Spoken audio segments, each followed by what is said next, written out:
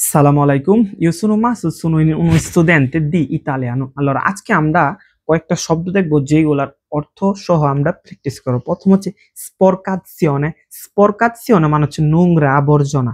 তারপরে casomai, অনেক সময় ইতালিয়ানরা দেখবেন কথার সময় casomai এটা বেশি ব্যবহার করে। casomai ti chiamo, casomai vengo dopo। casomai অর্থ হচ্ছে প্রয়োজনে। আমি যদি বলি casomai ti chiamo dopo, প্রয়োজনে আমি তোমাকে পরে কল করব। Casomai, casomai io vengo dopo quando ho bisogno.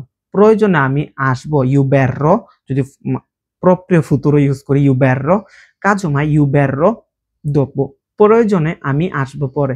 এই যে প্রয়োজন হচ্ছে casomai। তারপর হচ্ছে sprecare, sprecare হচ্ছে অপচয় করা। আমি যদি বলি non vorrei sprecare il tempo, আমি মানে আমার সময়গুলো অপচয় করতে চাই না।